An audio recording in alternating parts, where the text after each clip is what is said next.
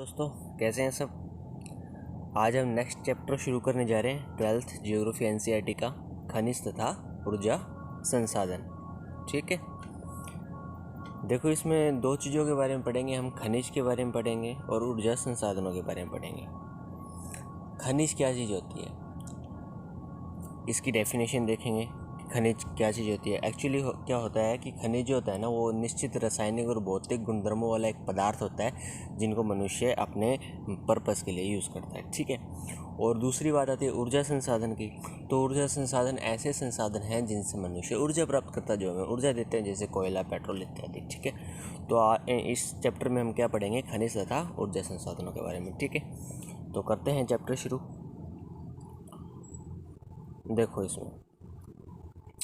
देखो इसमें क्या कहता है कि भारत अपने विविधतापूर्ण भूगर्भिक संरचना के कारण विविध प्रकार के खनिज संसाधनों से संपन्न है।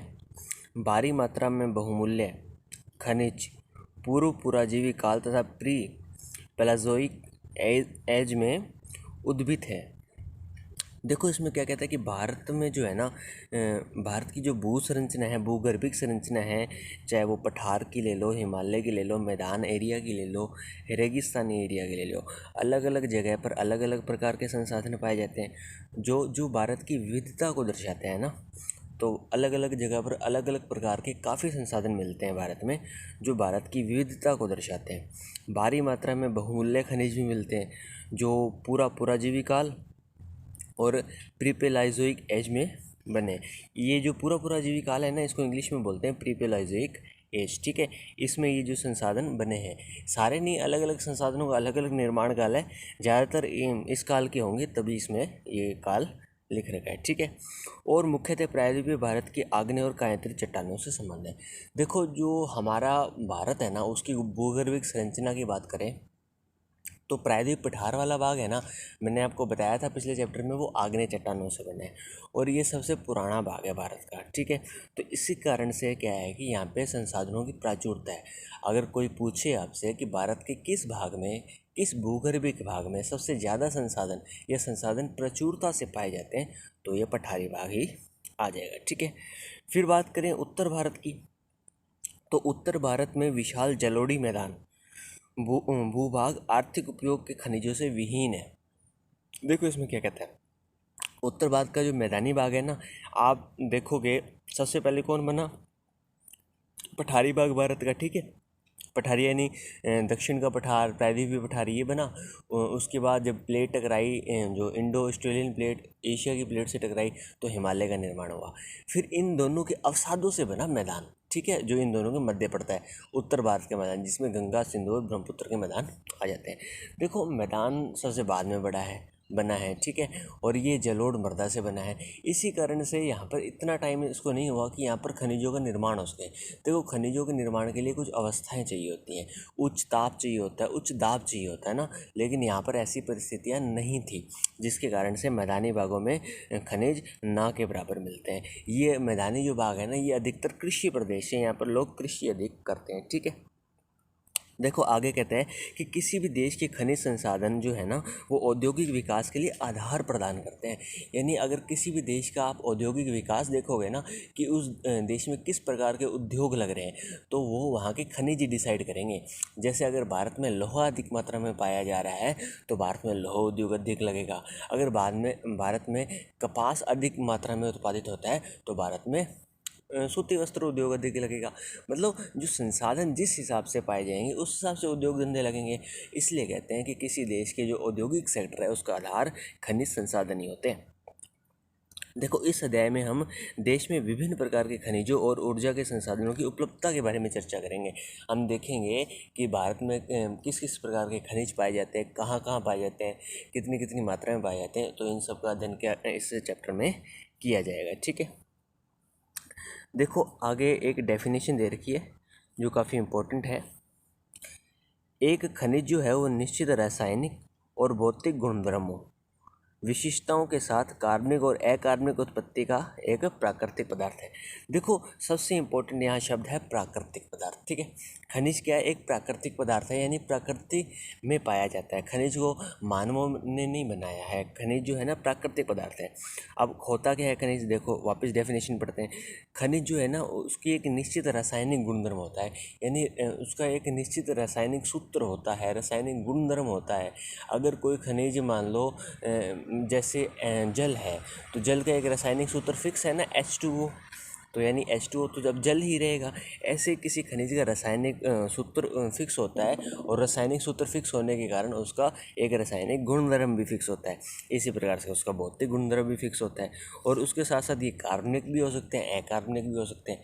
कार्बनिक खनिज वो होंगे जिसमें कार्बन की मात्रा पाई जाएगी, और अकार्बनिक खनिज वो होंगे जिसमें कार्बन नहीं पाया जाएगा, और साथ साथ ये प्राकृतिक पदार्थ होते हैं। तो एक आधे नंबर में कई बार ये डेफिनेशन पूछ लेता है, ठीक है। तो अब ये देख लीजिएगा, इस डेफिनेशन को ज़रूर याद कर लीजिएगा, ठीक है। अब देखो हम आगे देखते हैं चैप्टर को। देखो अगला टॉपिक आता है अपना खनिजों के प्रकार, यानी अब हम देखेंगे कितने कितने प्रकार के खनिज होते हैं। देखो इसमें क्या कहते हैं कि रासायनिक और भौतिक गुणधर्मों के आधार पर खनिज को दो प्रमुख श्रेणियों, पहला धात्विक और दूसरा अधात्विक में समूहित किया जाता है। यानी अगर रासायनिक और भौतिक गुणधर्मों के आधार पर देखें ना, तो खनिज को दो भागों में बांट दिया जाता है, एक धात्विक खनिज, दूसरा अधात्विक खनिज, जो कि निम्न प्रकार से वर्गीकृत है। अब देखो नीचे एक सारणी दे रखी है, इसमें से अच्छा तरीके से समझ आ जाएगा अपने को। इस सारणी में देखो, ये देखो खनिज, ठीक है। खनिज को दो भागों में बांट दिया, एक धात्विक खनिज और एक अधात्विक खनिज, ठीक है। धात्विक खनिज वह खनिज होते हैं जिसमें धातुएं पाई जाएंगी, और अधात्विक खनिज वह खनिज होंगे जिसमें धातुएं नहीं पाई जाएंगी। अब देखो धात्विक खनिज की सबसे पहले बात करें तो ये भी दो भागों में बांट दिया जाता है, एक लौह खनिज, एक अलोह खनिज। भाई लोहा एक धातु है ना, और अलोह खनिज में लोहा नहीं होगा लेकिन बाकी धातुएं होंगी। तो देखो खनिजों को दो भागों में बांटा, धात्विक और अधात्विक, ठीक है।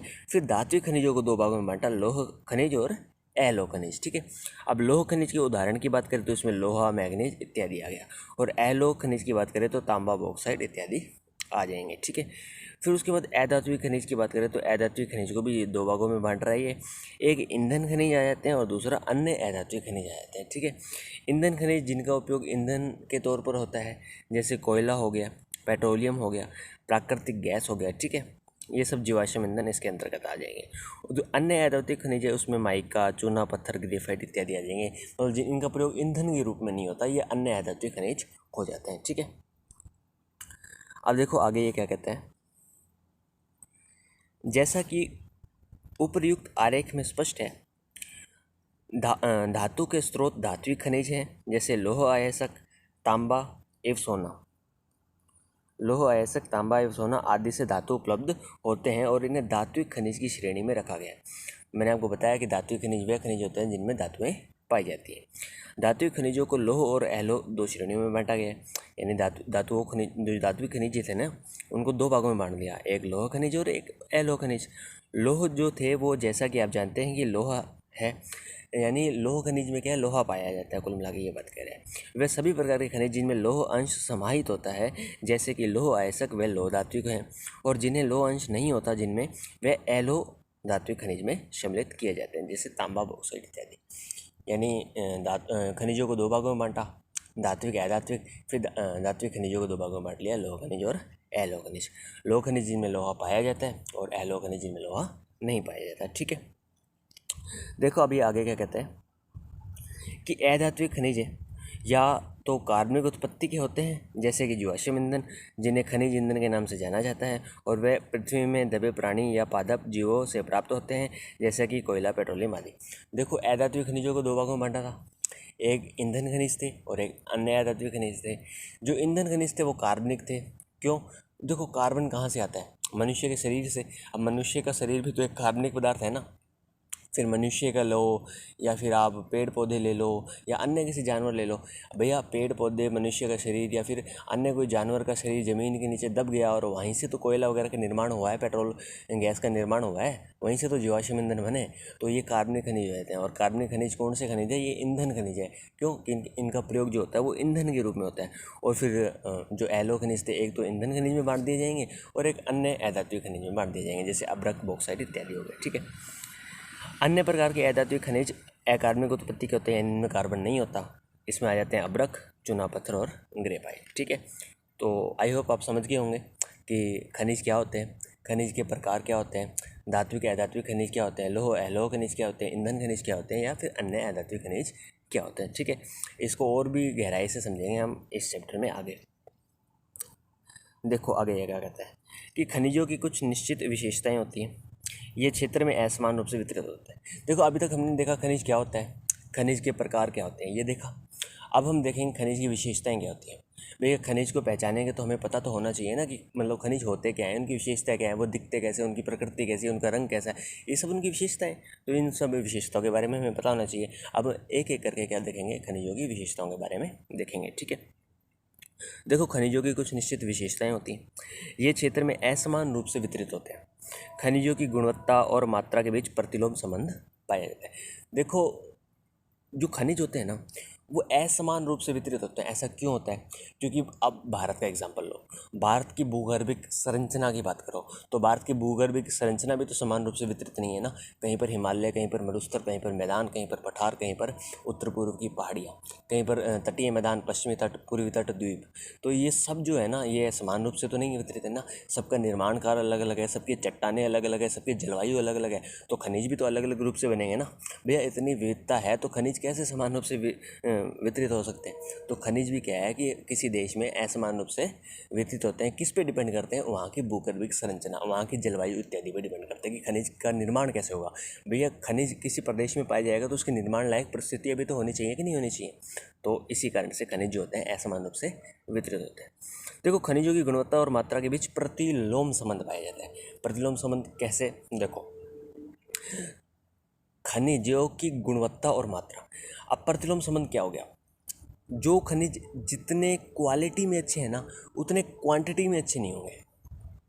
मतलब गुणवत्ता वाले खनिज, जो अधिक क्वालिटी वाले खनिज है वो कम पाए जाएंगे, और जो अधिक क्वांटिटी में खनिज पाए जा रहे हैं तो उनकी क्वालिटी अच्छी नहीं होगी, है ना। जैसे आप एक एग्जांपल लो, एक कक्षा में पढ़ने वाले बच्चे कम होते हैं और खुरापाती बच्चे ज़्यादा होते हैं। यानी जिन बच्चों में क्वालिटी है उनके पास क्वांटिटी नहीं है, और जिनके पास क्वालिटी नहीं है उनके पास क्वांटिटी ज़्यादा है। यानी पढ़ने वाले बच्चे कम लेकिन पढ़ते हैं, और बिना पढ़ने वाले बच्चे ज़्यादा हैं लेकिन पढ़ते नहीं हैं। ऐसे खनिजों के साथ है। ये मैंने एक एग्जांपल दिया, ज़रूरी नहीं है ऐसे ही हो, एक एग्जांपल दिया था। ऐसे देखो जो खनिज होते हैं ना वो अधिक गुणवत्ता वाले खनिज, यानी कोयला बहुत अच्छा कोयला जो समझा जाता है ना, या बहुत अच्छा लोहा खनिज जो समझा जाता है वो बहुत कम पाया जाएगा। लेकिन जो एवरेज लोहा खनिज है या फिर एवरेज कोयला है ना वो अधिकतर पाए जाते हैं। तो इसलिए कह रहा है कि इनकी गुणवत्ता और मात्रा में प्रतिलोम संबंध पाया जाता है। इंग्लिश में बोले तो क्वांटिटी और क्वालिटी में प्रतिलोम संबंध पाया जाता है। ठीक है। अर्थात अधिक गुणवत्ता वाले खनिज कम गुणवत्ता वाले खनिजों की तुलना में कम मात्रा में पाए जाते हैं। तीसरी विशेषता की बात करें तो ये सभी खनिज समय के साथ समाप्त हो जाते हैं। देखो ये जीवाश्म ईंधन है, जैसे पेट्रोल ले लो, पेट्रोल की इतनी चिंता क्यों होती है लोगों को? इलेक्ट्रिक व्हीकल्स क्यों आ गए हैं? क्यों? क्योंकि ये भविष्य में ख़त्म होने वाला है। तो इसलिए कह रहे हैं कि जो खनिज है ना वो भविष्य में समाप्त हो सकते हैं। खासकर जीवाश्म खनिज जो होते हैं, जो ईंधन खनिज होते हैं, वो भविष्य में समाप्त होने वाले होते हैं। ठीक है। तो इसकी ये तीसरी विशेषता होगी। आगे कहता है कि भूगर्भिक दृष्टि से इन्हें बनाने में लंबा समय लगता है। आवश्यकता के समय इनका तुरंत पुनर्भरण नहीं किया जा सकता। यानी इनको बनने में लाखों करोड़ों, इवन बहुत ज़्यादा वर्षों का टाइम लगता है। आखिर इतनी ताप और दाब की परिस्थितियाँ बनने में तो कितना टाइम लगता है, और अगर एक बार ख़त्म हो जाते हैं तो तुरंत इसको नहीं बनाया जा सकता। ठीक है। आगे कहता है कि अतः इन्हें संरक्षित किया जाना चाहिए, दुरुपयोग नहीं होना चाहिए, क्योंकि दोबारा इजीली उत्पन्न नहीं किया जा सकता। इसलिए खनिज संरक्षण की बात होती है, पेट्रोल संरक्षण की बात होती है, और इनकी गुणवत्तापूर्ण दक्षतापूर्ण उपयोग की बात होती है, ताकि इनको जाया ना किया जाए। ठीक है। तो आई होप आपने ये टॉपिक अंडरस्टैंड किया होगा। अगला टॉपिक हम देखेंगे भारत में खनिजों का वितरण। ओके। तो हमारा नेक्स्ट टॉपिक है भारत में खनिजों का वितरण। ठीक है, देखो इस टॉपिक में हम क्या करेंगे, हम भारत में खनिजों का वितरण किस प्रकार से है, मतलब कौन सी जगह पर कितनी मात्रा में कौन सा खनिज पाया जाता है, इसका अध्ययन करेंगे। देखो इसमें कहता है कि भारत में अधिकांश धात्विक खनिज प्रायद्वीपीय पठारी क्षेत्र की प्राचीन क्रिस्टलीय शैलों में पाया जाता है ना। जो भारत में धात्विक खनिज, मैंने आपको बताया धात्विक खनिज कौन से खनिज होते हैं, ऐसे खनिज होते हैं जिनमें धातुएं पाई जाती हैं। ठीक है, फिर उन्हें लौह खनिज और अलोह खनिज में बांट दिया जाएगा। जो धात्विक खनिज होते हैं वो प्रायद्वीपीय पठारी भाग यानी दक्षिण भारत का जो अधिकतर इलाका है वहाँ पर पाए जाएंगे। वहाँ की कौन सी शैलों में, क्रिस्टलीय शैलों में। कोयले का लगभग 97% जो भाग है वो दामोदर जो नदी है, सोन, महानदी, गोदावरी इत्यादि नदी घाटियों में पाया जाता है। यानी कोयले का लगभग 97% प्रतिशत भाग की बात कर रहा है, दामोदर, सोन, महानदी, गोदावरी। यानी ये जो आपका इलाका हो गया ना, ये कोलकाता वाला इलाका, मतलब कोलकाता साइड वाला इलाका हो गया ना, यहाँ पे ये नदियाँ बहती है, तो इन घाटियों में अधिकतर कोयला पाया जाता है। यहाँ पर ही आप देखोगे तो कोयला की अधिकतर खानें आपको मिलेंगी। झारखंड, छत्तीसगढ़, उड़ीसा, ये वाला इलाका हो गया। ठीक है, पेट्रोलियम की बात करें तो पेट्रोलियम के जो आरक्षित भंडार हैं वो असम, गुजरात, मुंबई हाई तथा अरब सागर के अपतटीय प्रदेशों में पाए जाते हैं। यानी पेट्रोलियम के आरक्षित भंडार अधिकतर कहाँ पाए जाते हैं, असम वाला भाग हो गया, गुजरात वाला भाग हो गया, मुंबई हाई वाला भाग हो गया, और अरब सागर के जो अपतटीय प्रदेश यानी जो तटवर्ती इलाके हैं वहाँ पे अधिकतर पाए जाएंगे। फिर नए आरक्षित क्षेत्र की बात करें तो कृष्णा गोदावरी का डेल्टा हो गया, कावेरी के बेसिन हो गए। अधिकांश प्रमुख खनिज मंगलोर से कानपुर को जोड़ने वाली रेखा के पूर्व में पाए जाते हैं। भारत के प्रमुख खनिज पट्टियाँ जो नीचे दे रखी हैं। तो जो नए आरक्षित क्षेत्र हैं ना पेट्रोलियम के, वो जो अब हमें मिले हैं वो कौन कौन से, कृष्णा गोदावरी डेल्टा हो गए, कावेरी बेसिन हो गए ना, और इसके साथ में ये मंगलोर कानपुर को जोड़ने वाली एक कल्पित पट्टी है। कल्पित इसलिए क्योंकि ये मतलब एक कल्पना की रेखा है। ठीक है, मतलब कल्पना रूप से बनाई गई है, कोई वास्तविक रेखा नहीं पाई जाती है, इसके पूर्व में पाए जाते हैं। ठीक है, देखो आगे कहता है कि भारत में खनिज जो है वो मुख्यतः 3 पट्टियों में संदर्भित है। कुछ कदाचनिक भंडार यत्र तत्र एकाकी खंडों में भी पाए जाते हैं। यानी कुछ बेल्ट बना दिए गए हैं या पट्टियाँ बना दी गई हैं, काल्पनिक पट्टियों की बात कर लो तो वहाँ पे भारत के अधिकतर खनिज पाए जाते हैं, और कुछ जो खनिज है इन पट्टियों के अतिरिक्त यहाँ वहाँ भी मिलते हैं। ठीक है, तो इसी की बात करता है। अब देखो ये पट्टियों के हैं उदाहरण। सबसे पहले आता है उत्तरी पूर्वी पठारी प्रदेश। यहाँ पर कुछ प्रकार के खनिज मिलेंगे आपको। देखो उत्तरी पूर्वी पठारी प्रदेश, इस पट्टी के अंतर्गत छोटा नागपुर, झारखंड वाला इलाका, ओडिशा का पठार वाला इलाका, पश्चिमी बंगाल, छत्तीसगढ़ के कुछ भाग इत्यादि आ जाते हैं। यानी ये इस पट्टी के प्रदेश हो गए। ठीक है, क्या आपने कभी सोचा है कि प्रमुख लौह और इस्पात उद्योग इसी क्षेत्र में क्यों अवस्थित है? यहाँ पर विभिन्न प्रकार के खनिज उपलब्ध हैं, जैसे कि लोहा, आयस्क, कोयला, मैग्नीज, बॉक्साइट, अब्रक इत्यादि। ठीक है, तो यहाँ पर ये खनिज पाए जाते हैं। ठीक है, एक इसमें बात कर रहे हैं कि ये लौह और इस्पात उद्योग इसी क्षेत्र में क्यों है, क्योंकि मैंने आपको बताया जो खनिज होते हैं वो उद्योगों का आधार होते हैं। तो यहाँ पर ये खनिज पाए जाएंगे, तो यहाँ पर ये उद्योग लगा दिए गए।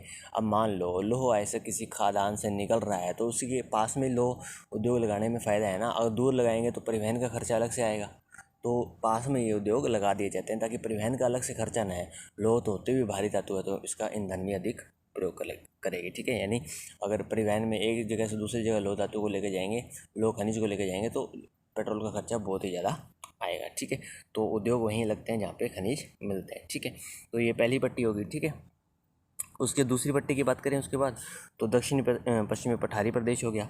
इसके अंदर कर्नाटक, गोवा, तमिलनाडु की उच्च भूमि, केरल इत्यादि का इलाका आ जाता है। ये पट्टी लोह धातु तथा बॉक्साइट से समृद्ध है। यानी यहाँ पर अधिकतर खनिज कौन से मिलते हैं, लोह धातु और बॉक्साइट। ठीक है, इसमें उच्च कोटि का लोहा ऐसा पाया जाता है, मैग्नीज पाया जाता है, चूना पत्थर पाया जाता है। ठीक है, और निवेली लिग्नाइट को छोड़कर कोयला निक्षेपों का यहाँ अभाव है। यानी निवेली लिग्नाइट प्रकार का जो कोयला है उसको छोड़कर अन्य कोयला निक्षेपों का यहाँ अभाव है। ठीक है, इस पट्टी के जो खनिज निक्षेप हैं वो उत्तरी पूर्वी पट्टी की भांति विविधतापूर्ण नहीं है।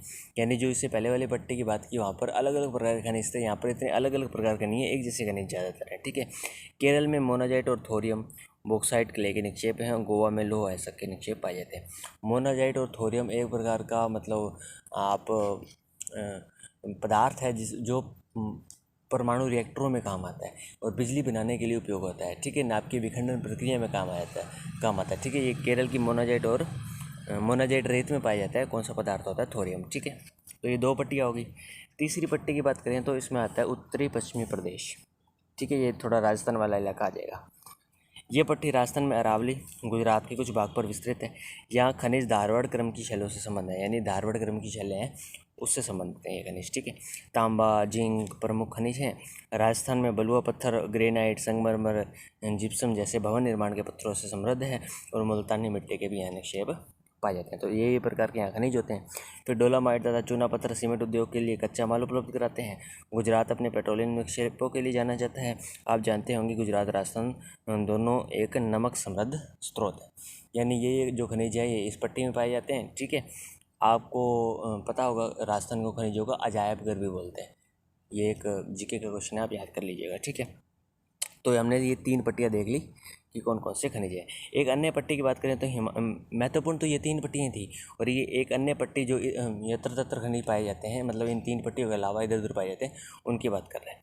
इसमें हिमालय की पट्टी एक अन्य खनिज पट्टी है जहाँ तांबा, सीसा, जस्ता, कोबाल्ट, रंग रत्न इत्यादि पाया जाता है। ये पूर्व और पश्चिमी दोनों भागों में पाए जाते हैं। असम घाटी में खनिज तेल के निक्षेप हैं। इसके अतिरिक्त खनिज तेल संसाधन मुंबई के निकट अपतटीय प्रदेश में भी पाए जाते हैं। आगे के पृष्ठों में कुछ महत्वपूर्ण खनिजों को स्थानीय रूपों के बारे में आप चर्चा करेंगे। तो मैंने आपको अब तक मैंने आपको क्या कुछ बताया। मैंने आपको खनिज की परिभाषा बताई, भारत में खनिज कौन कौन से प्रकार के हैं यह बताया, मैंने लौह खनिज के बारे में बताया, मैंने अलोह खनिज के बारे में बताया, मैंने धात्विक खनिज के बारे में बताया, मैंने अधात्विक खनिज के बारे में बताया, मैंने जीवाश्म खनिजों के बारे में बताया, मैंने अन्य खनिजों के बारे में बताया, फिर मैंने खनिजों की विशेषताएँ बताई ना, फिर मैंने भारत में खनिजों का वितरण बताया कि कौन कौन से खनिज कहाँ कहाँ पाए जाते हैं, किन किन पट्टियों में कौन कौन से खनिज पाए जाते हैं, किस किस खनिज की अधिकता कहाँ कहाँ है। क्वालिटी वाले खनिज क्वांटिटी में कम है तो क्वांटिटी वाले खनिज क्वांटिटी में कम है। तो अभी तक आपको ये चैप्टर आई होप समझ आया होगा। कुछ डाउट है तो आप कमेंट करिएगा। बाकी आगे का चैप्टर हम नेक्स्ट वीडियो में करेंगे। धन्यवाद, ध्यान रखिएगा।